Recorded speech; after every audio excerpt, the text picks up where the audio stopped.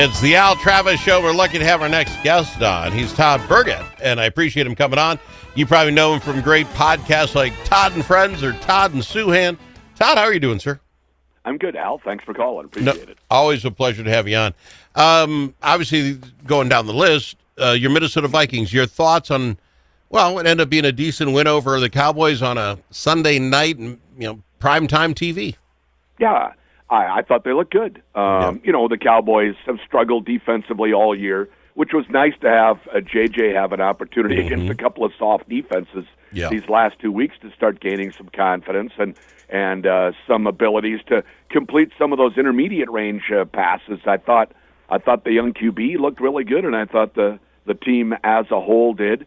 Dallas, they have 100,000 Texans down there screaming at you, so it's not the easiest place in the world to play.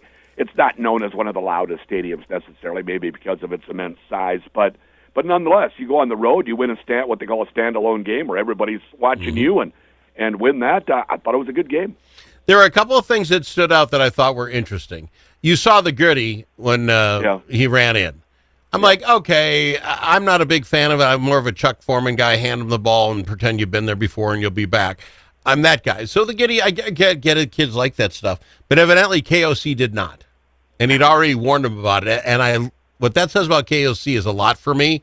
I like the idea. I think you tell your quarterback, why don't you run as fast as you can to get in, worry about stuff afterwards. I like that move. You've read that? You saw that? He told him that too. I guess apparently they ran the play in practice and, and they tricked the Vikings defense the same way. And he did the exact same thing. He did the Gritty into the end zone. And KOC said, I'd prefer you don't do that once the game starts. And then I thought it showed that those two have a really good relationship in that McCarthy said afterward, I'm probably going to get marked down in film study for that. But I don't think KOC is super upset with him or anything like that. I mean, there was nobody within 25 yards. Yeah. I'd also prefer that he run in the end zone and then do your celebration. Just get the touchdown scored and then spike the ball, celebrate with your teammates, whatever you want to do. I'm glad that most teams have done away with this whole big team celebration thing, which is so contrived. Yeah. But I don't think KOC was actually really mad at him about it. But it did show quite a turnaround, right? I mean, the first pass play of the day is deflected. They get a touchdown. You're like, this could be just so south for us. Yeah. I like mentally how it worked out in the game. Now, I'm going to throw a couple of negatives out. I can't just be all kissing up. Right. They did try to get Jefferson more involved. They targeted him 8 times. Most of any receiver. And got 2 catches. Now, some weren't great passes. I get it, but he got 12. I think it was 12 yards, something like that. Yeah. This guy, 12 here, 15 last week, 4 the week before. Is there a problem? And people say they're not on sync yet. Well, Addison seems to have no problem. You throw the ball to Addison, he's catching it. I'm not sure what's going on with them. I think there's just a higher level of anxiety for McCarthy throwing the ball in Jefferson's direction. Oh. And Jefferson, for his part, hasn't had a great season. He had another drop this last Sunday. Now, I realized it was a heater and it was a high, but he had 2 hands on the football, and it went right through. And then he even said, Jefferson did, it surprised me a little bit, the velocity that it had, because JJ likes to rip the ball. Why is he surprised exactly? I mean, McCarthy's been throwing these fastballs all season long. I'm not quite sure why Jefferson was surprised by the velocity on the ball. Look, everybody wants to point at JJ because of Jefferson's lack of production. He has something to do with it. But Jefferson hasn't had a great year either. He's had a lot of drops. Yeah. He isn't a 50-50 ball is not an 80-20 in favor of Jefferson ball anymore. It's definitely 50-50, and at times it's been less than that. Yeah. He has not, I thought, sold out a couple of times earlier in the season when McCarthy put balls at risk because he's trying to get Jefferson the football. I still think JJ at times is deciding where he's going with the ball before it's actually snapped. And I think that generally happens when he's going to target Jefferson because he knows that he needs to get Jefferson the ball some. Jefferson has said himself, if I'm covered or not, he should be throwing me the football. So McCarthy feels like that, and that leads to incompletions, interceptions, drop passes, and inefficient offense. Everybody else he was efficient throwing the ball to. Just Jefferson he wasn't. I think that'll come, but they aren't finding it yet, that's for sure. Now, the win on the game before, I really like the fact, I think it was 163 yards rushing, 162 yards passing. It was very 50-50 mix. Yeah. They shut down that running game pretty stoutly against us, 77 total, forcing JJ to be better. I mean, I'm not happy with that, but he did step up. There's a lot looking positive about JJ as we speak, right?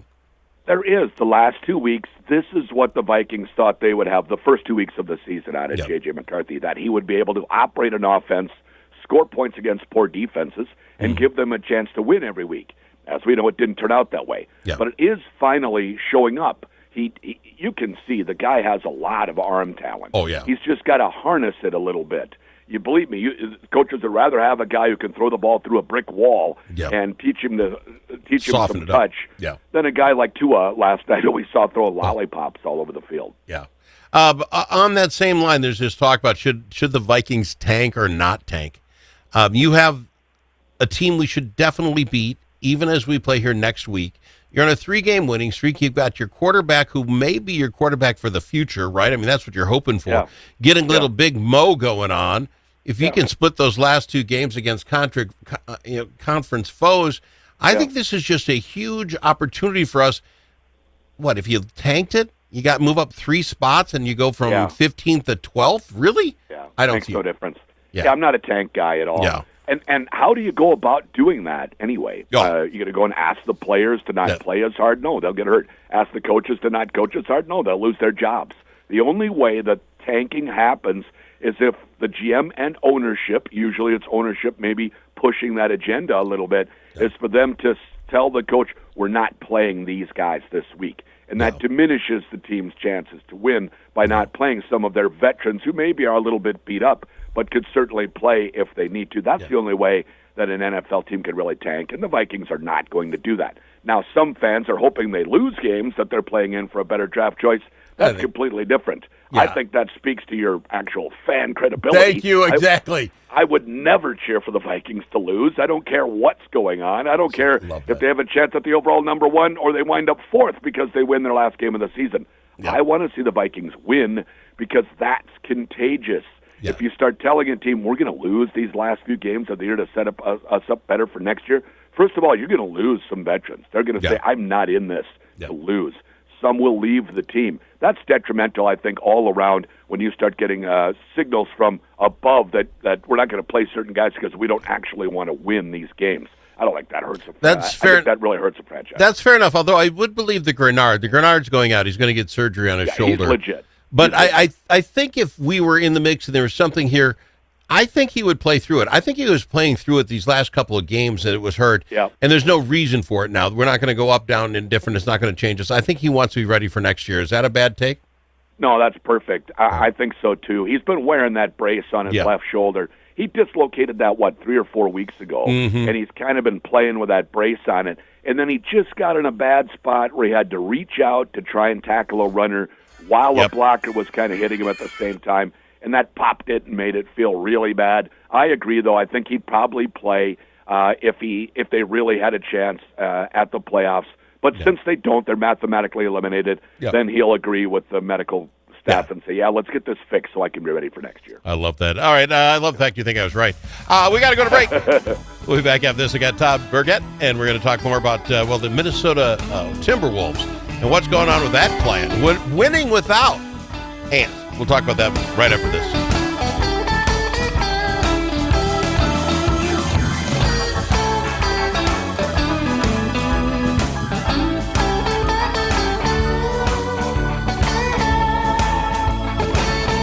It's the Al Travis Show. We've got him, Todd Bergeth, on talking all things sports.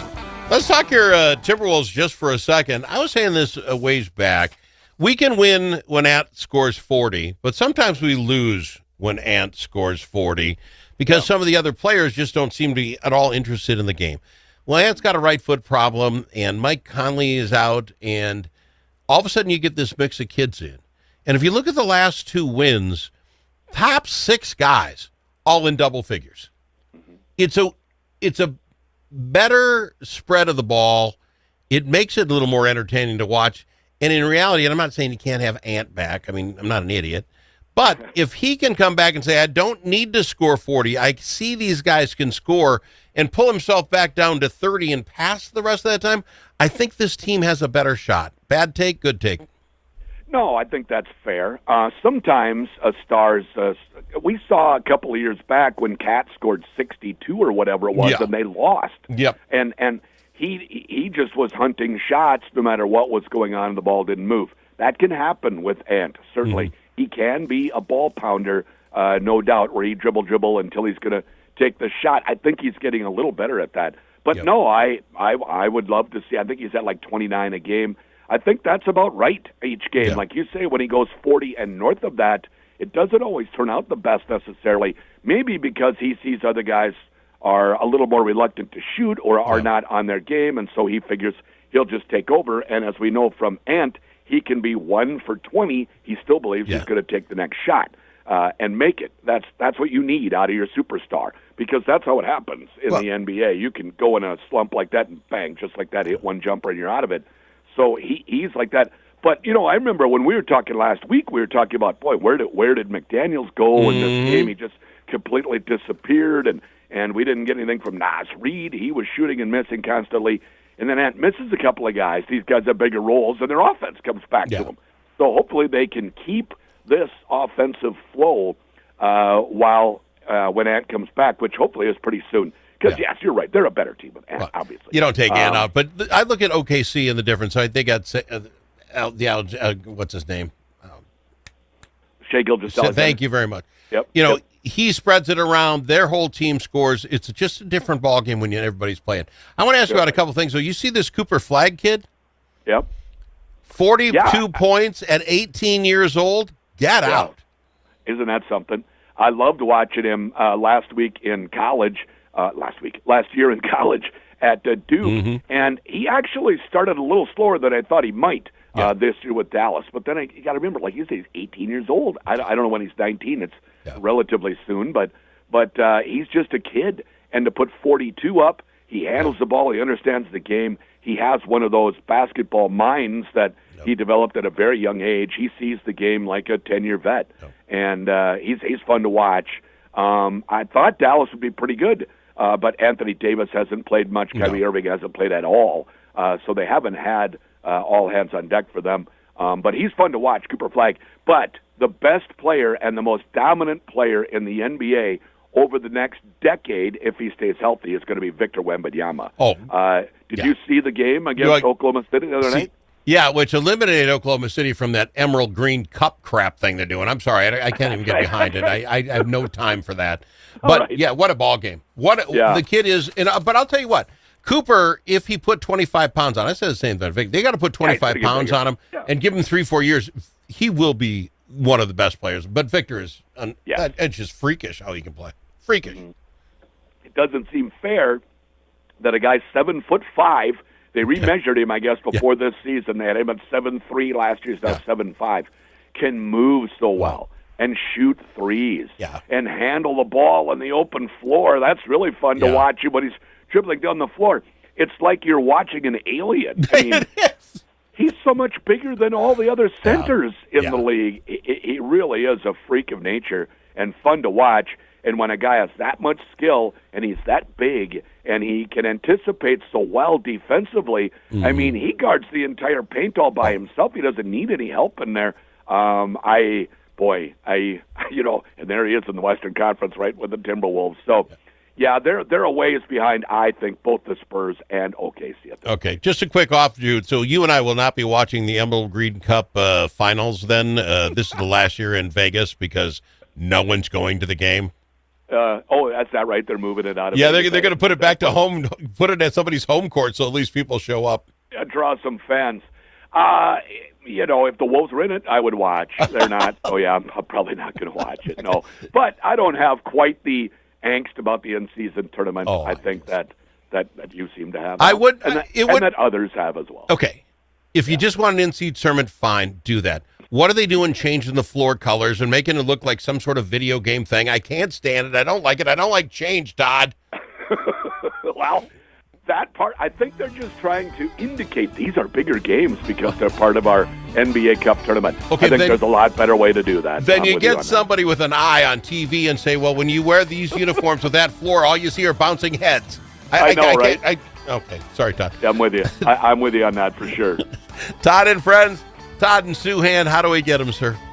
Any place to get your podcast or KWLM.com. Appreciate you, my friend. We'll do it again next week. Todd Bergeth on the Al Travis Show.